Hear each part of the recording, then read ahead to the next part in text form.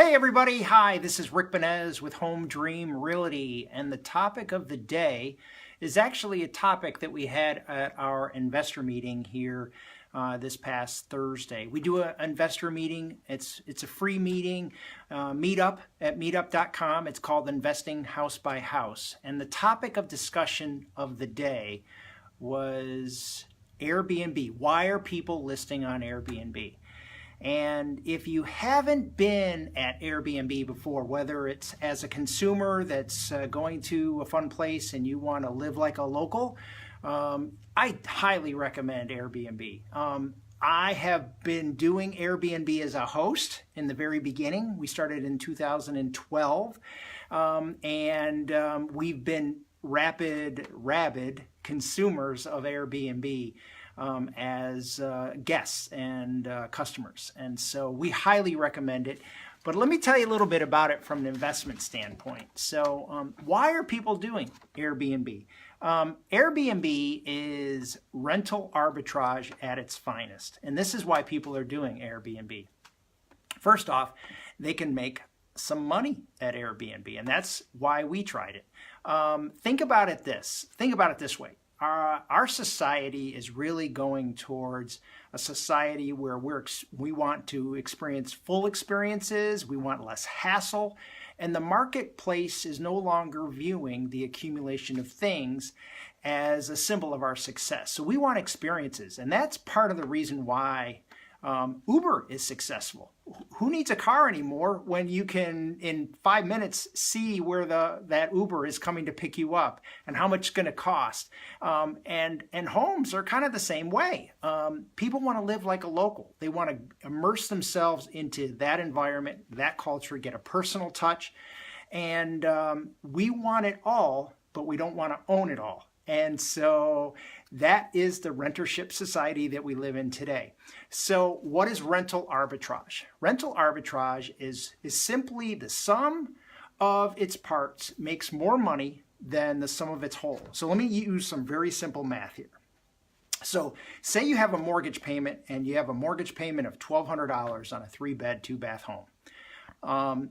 There's of that 3-bed, 2-bath home, you could rent out 3 bedrooms at a cost of approximately $600 for each tenant and charge them 33% for utilities. And in this case, the first 2 tenants could actually break even in terms of your cost, actually lose a little bit with the utilities, but really break even. And you could rent out 2 of your 3 rooms, live in one of them, and live like a king, basically rent free. Now, taking that one step forward, if you were to rent out all 3 bedrooms and you were to charge $600 plus 33% of the utilities, you could actually make $600 a month. And that's pretty good a deal if you think about it that way. And so that's what rental arbitrage is doing. People are looking at ways to make money with what they have. And it's not for everybody, but this is one of the ways in which to do it. So there's different types of Airbnb rentals. There's renting out a shared space where you might share a bedroom.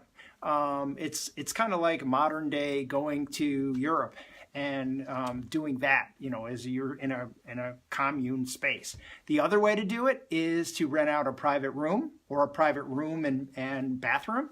And then the last way to do it is to rent out the whole entire house. And so each one has its advantages. Each one makes its cost a little bit more for that ability to rent out the whole space in its entirety. But that's how you can offer to different consumers what they're seeking, what they're looking for. So what kind of Airbnb host could you be? So we were, there's 3 categories. There's the opportunist who sees, hey, I got a spare bedroom, my kids are growing up, I might as well rent it out. There's the stable extra income seeker. That's a little bit more aggressive. They're trying to maximize their profit. But then there's that full-time rentrepreneur. That's the person that's trying to get the most money as they can, and they have multiple units, multiple homes. And so who are these target audiences that we're going after? There's all kinds. There's the business traveler. There's the leisure traveler. There's a business traveler that is the one individual, but then there could be the groups, group of people getting together and sharing a space. Then there's the leisure traveler, and that could be individuals, families, or couples, just two people. So what is attracting people to Uber? Well, some of the areas, it really depends upon the area that you live in. Some of them are events, some of them are attractions. Like, for instance, we have history here, and so people are going to the battlefields, and we have the college, we have families, we have weddings. I mean, there's all different reasons. And so what is it that we would look for if you were looking for something? Is something close by, something in market, something near history, where you want to be, whatever event you're trying to go to. And then what does your unit offer? What does your door offer? Is it amenities? Are you going to be fully stocking a kitchen with drinks and water and soda?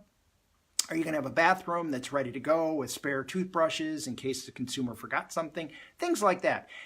And is your home super luxurious to the average everyday home? So that's the different positioning that somebody can go through. But other factors that are really make Airbnb interesting is that as hosts, we get to see the type of person that we're inviting into our home. So we see their rating, and vice versa, they see our rating and how we're treating them and what is said about the amenities. Is it clean? Is it organized? Is the furniture worn? Things like that. And so we get scored, they get scored. And so that is the great thing about getting host feedback as well as customers getting feedback and giving feedback. The other thing that they have is superhosts. Superhosts are more aggressive. They tend to have a tendency to have very good ratings, and they also have a tendency to rent their unit quite frequently. So there's all different kinds of different Airbnb type of hosts. We've seen an uptick in experience hosting. Hey, John, we see a uptick in experience hosting. People who are looking for a host with a little bit extra, a little bit more. It could offer nature hikes as additional premium. You can do food tasting, going to concerts, history walks. I mean, we've got a new racetrack called Dominion Raceway. I mean, tapping into the race enthusiast kind of market. All these different things are experiences that would attract a different consumer to come to visit you. But before you consider hosting on Airbnb, think about what your goals are and expectations. So for us, we were just looking at kind of tapping into this niche. We weren't looking to do it full time, but we had a spare bedroom, nobody was using it, and that's kind of how we fell into it in 2012. And think about it, I mean, Airbnb has been around for 10 years, but when it first started, it was kind of something new. And so my biggest fear was like, oh my gosh, am I going to get robbed? Are they going to take my stuff if I'm not there? Bringing in a complete stranger, that kind of thing. Those are the mind things that go through your head of like, oh my God, am I doing the right thing? But it's just fun. And we met several dozen people doing it as a host and sharing that space. And our niche was convenience. So we were right close to the mall. Our home is close to the mall. And we were kind of a little bit lower priced than the hotel options. And we felt we could offer a little bit more security in case these active individuals, we positioned ourselves as active. We like to bike, hike, and that's the kind of thing that we were going after. So we said we could store your bikes if you wanted to in our garage, so that they wouldn't be left out in a hotel room. And so those are some of the things that we were doing to kind of attract our niche. But again, getting back to if you feel like you might be interested in hosting, think about things like this. Inviting strangers into your home, the time commitment. So we had to change sheets every single time a new tenant came in there.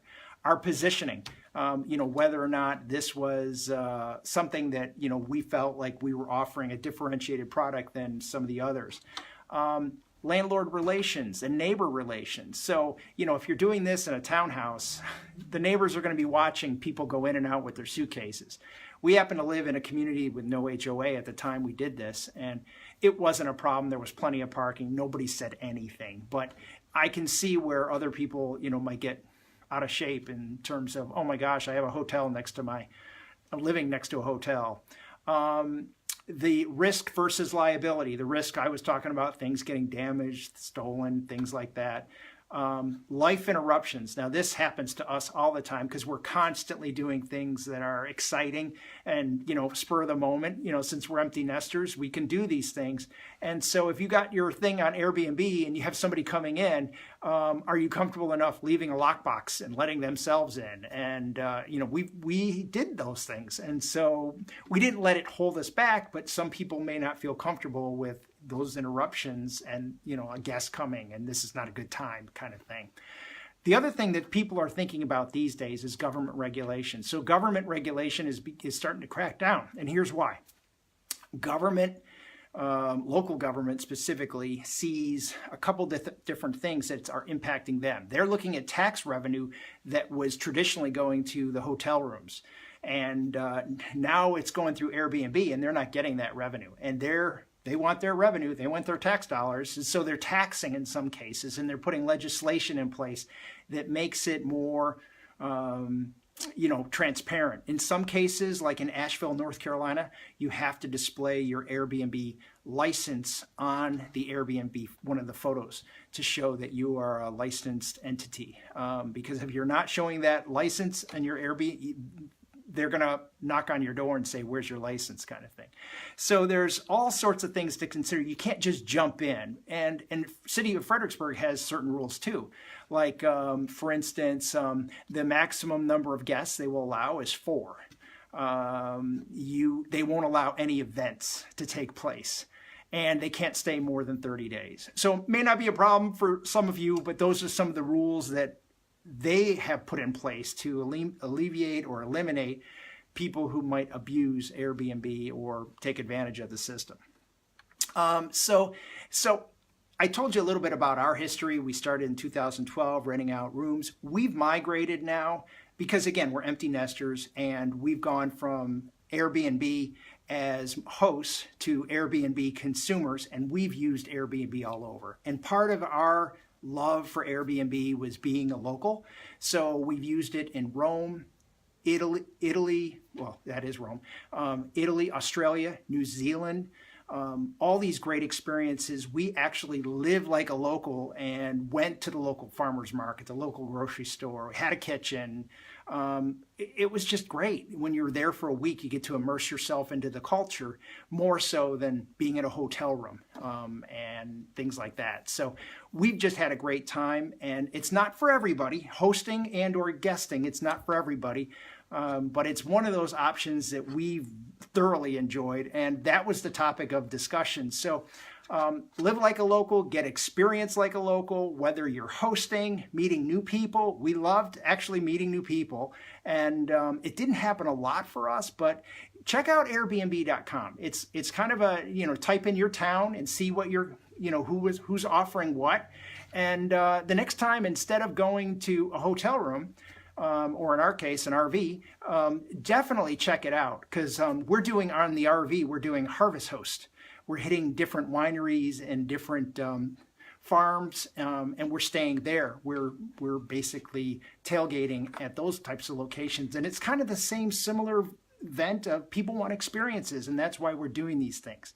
We want to experience life. We want to meet people with similar activity, and if you think of a demographic of an Airbnb client, a customer, they're typically, I would say, the average is above average income, above average type of individual. They want to experience it. Typically, they're going there and they're experiencing life to the fullest. So we've just had a great time, and that was a topic at our investors group meeting that we hold.